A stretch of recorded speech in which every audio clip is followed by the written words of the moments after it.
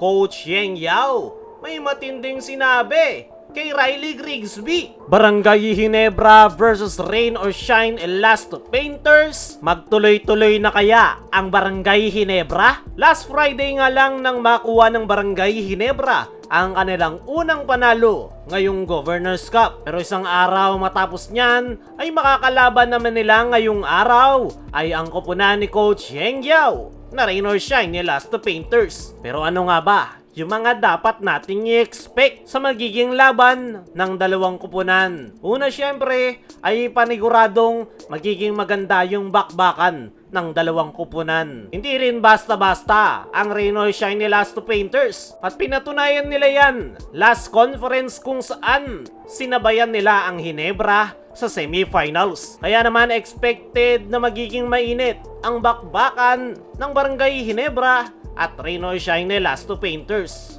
Pero ano nga ba yung mga kailangang gawin ng Ginebra para mapalaki yung chance na makukuha nila ang panalo?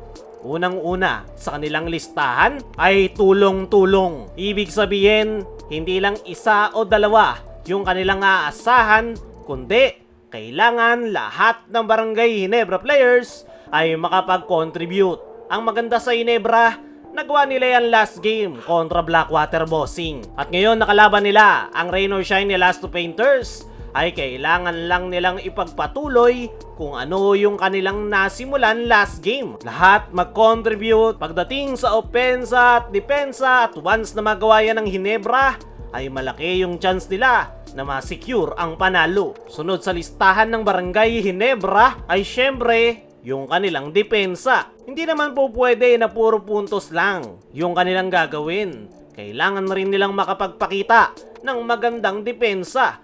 Kilala ang Rain or Shine bilang offensive team.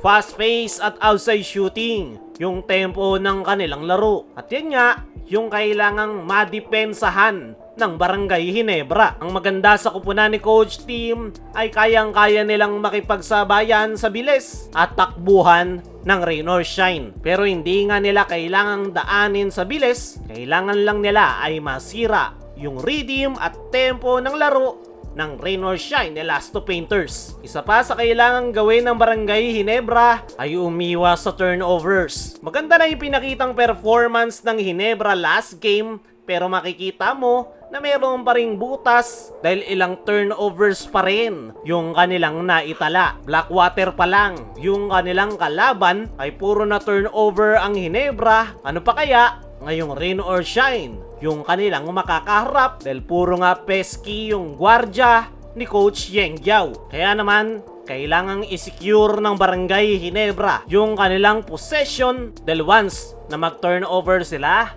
ay paniguradong ikakapitalize yan ng Rain or Shine. At panghuli sa kailangang gawin ng Barangay Ginebra ay strong finish. Hindi pwedeng sa simula lang maganda yung kanilang ipakitang performance. Kailangan hanggang dulo ay high energy pa rin yung kanilang ipakita dahil kilala rin ang Rain or Shine na hindi sumusuko hanggat may oras. Kaya naman kailangan ng Barangay Ginebra na magpakita ng strong finish dahil hindi nga sila pwedeng magkampante dahil anytime pwedeng mabaliktad ng Rain or Shine ang laro. At para sa ating game prediction mga chong ay i-expect nyo na matinding bakbakan ang mangyayari sa Barangay Ginebra at Rain or Shine Elasto Painters. Kaya mga chong, sino sa tingin nyo ang makakakuha ng panalo?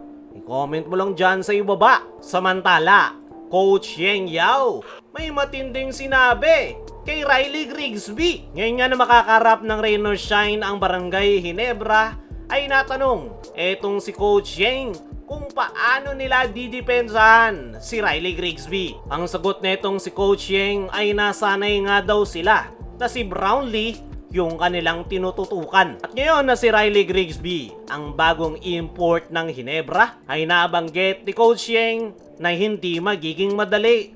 First game pa nga lang daw niya sa Ginebra ay nakapagtala na agad ng 42 big points. Magaling daw at marunong gumamit ng katawan. Kaya naman, aminado, etong si Coach Yeng Yao na hindi magiging madali para sa kanyang kupunan kung paano nila pipigilan si Riley Grigsby. Nakakailang laro pa lang daw ito sa Hinebra, pero kitang-kita na daw talaga kung ano yung mga kaya pa nitong maibigay sa Barangay Hinebra. Nag 42 points daw ito kahit hindi pa alam masyado yung triangle offense at wala pang chemistry na nabubuo kasama ng mga local players ng Barangay Hinebra. Kaya naman para kay Coach Yeng ay umaasa na lang siya na hindi magiging maganda yung performance ni Riley Grigsby. Kaya mga chong, ano ang masasabi nyo sa sinabi na yan ni Coach Yeng kay Riley Grigsby? Sino rin sa tingin nyo ang makakakuha ng panalo? I-comment mo lang dyan sa ibaba.